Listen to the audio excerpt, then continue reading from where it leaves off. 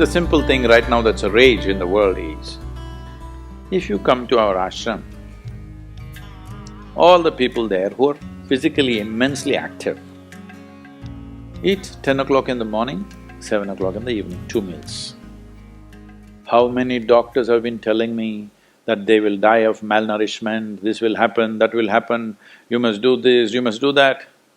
I eat only 1 meal a day most of the days. One big meal I eat and that's it.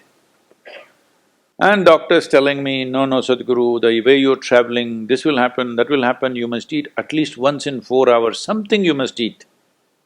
I said, leave me alone, I'm doing fine. But now, a big university in America comes up with this called intermittent fasting. It's not nonsense, it's good, but they rediscovered something that we have known forever.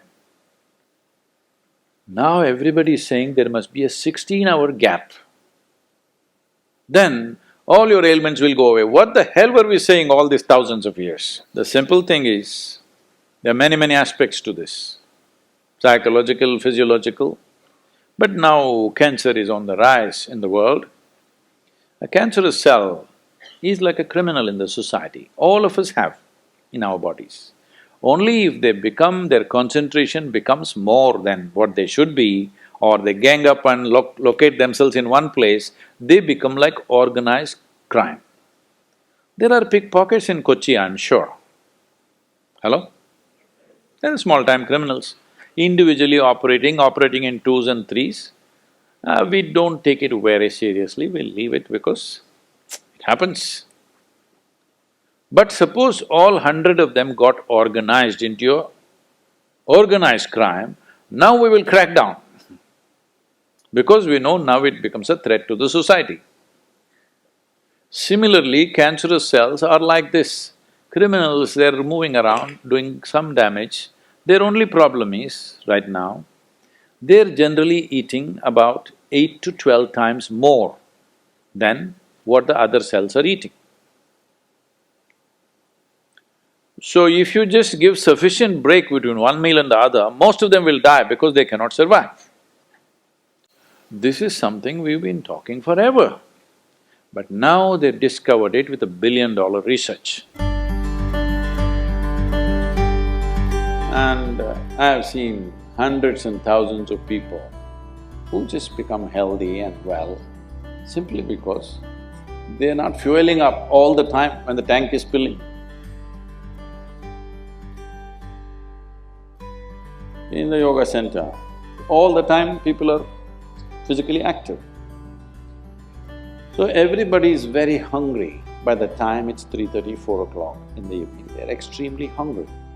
But we learn to live with that because empty stomach and hunger are two different things. Hunger means your energy levels start dropping. But empty stomach is a good thing. In the yogic sciences, today modern science also is coming in line with this. But what we know by our experience, you will spend $1 billion to come there. Because research is all about how many $1 million, that's how it is. Your body and your brain works at its best only when your stomach is empty. So we always make sure we eat in such a way, how much ever we eat, our stomach must be always empty within 2 to 2.5 hours' time maximum. So we go to bed hungry always. People think they cannot sleep. They can sleep.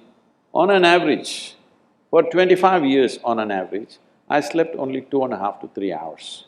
These days I'm getting little lazy and sleeping anywhere between 3.5 to 4.5 hours in spite of the level of travel that I have. When I say level of travel, if I say my level of travel in the next few days, you will fall off your chair. Yes? Should I tell you? No, not necessarily. Because in the next 10 days, I'm in 5 different countries doing I don't know how many events, all kinds of events.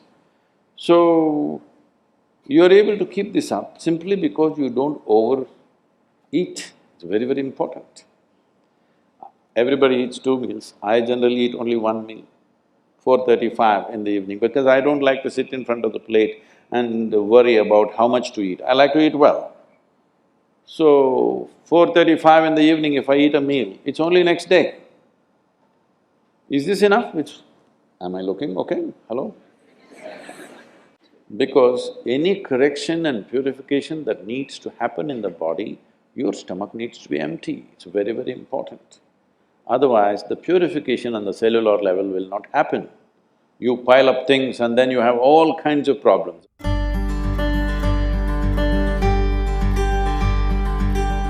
When you don't touch the food, you do not know what it is. If food is not good enough to be touched, I don't know how it's good enough to be eaten. So we should not have listened to our mothers and we should eat with our fingers because touching our food helps us stay in contact with it.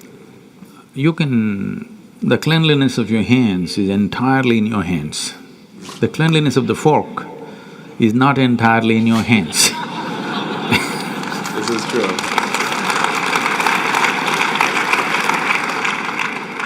And nobody else but you have used these hands. So, there is an assurance as to how clean or not clean it is right now. The fork, you do not know who's used it, how they've used it, for what they used it. And all they have to do is wipe it with a tissue and give it to you and it looks pretty clean. Above all, you don't feel the food. The first thing that's been taught to us is, if food appears in front of you, to hold your hands upon the food for a few moments, just to feel how the food is. If something appears on my plate, if I just feel this, I know what to eat and what not to eat, what I should not eat. I don't taste it and then reject it, I just don't eat. Because my hands are the first level, not tasting in the sense the tongue tastes, but knowing the food. First thing is knowing the food. You want to know a person, you guys go and shake their hands. I'm usually avoiding that, but That's a good strategy. But the food that's going to become a part of you, first thing is your hands. Even if you physically don't touch it, just being conscious and being there, it clearly tells you how the food will behave within you. Whether this particular food on this particular day, should it go into you or not, because every day your body is not the same thing. Every day, every moment it's different.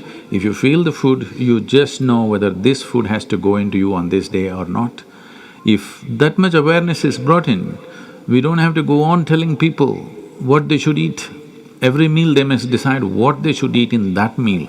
There is no one prescription that this is what you should eat for your life. That will feel too claustrophobic, that only this I can eat.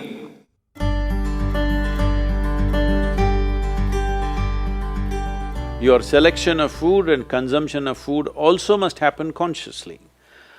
More than what you eat, how you eat it is also equally important.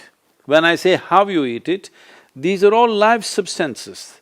Every one of them had a life of their own, whether it's a plant, animal, vegetable, every one of them had a life of their own. Now in some way, you're making food out of it, you must consume it with utmost gratitude.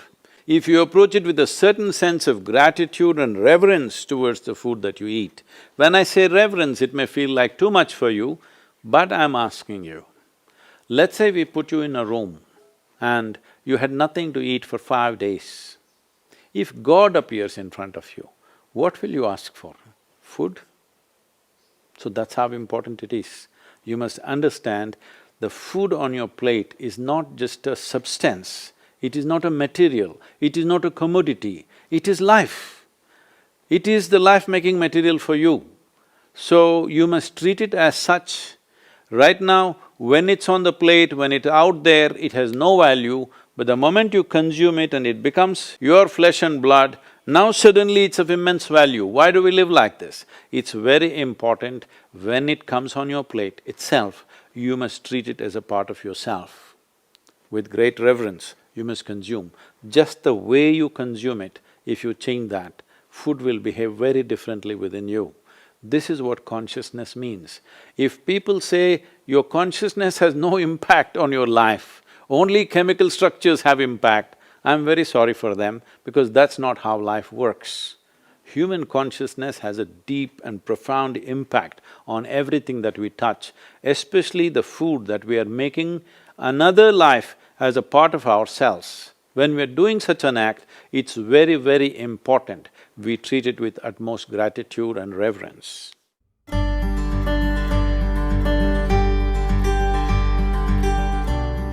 I want to tell you, there is no such thing as good habit and bad habit. Habit means you are functioning unconsciously.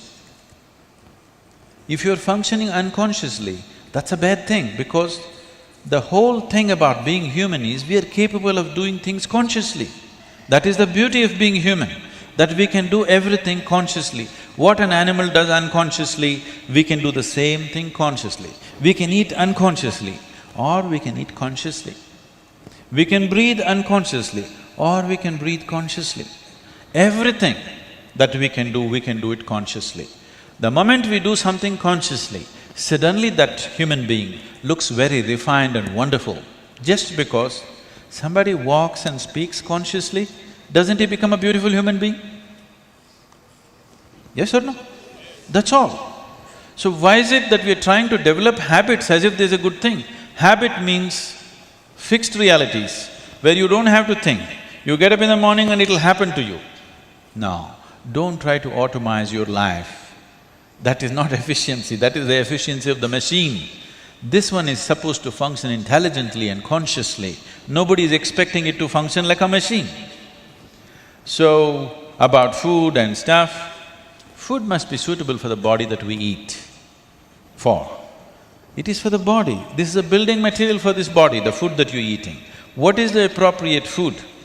Unfortunately, is all messed up right now.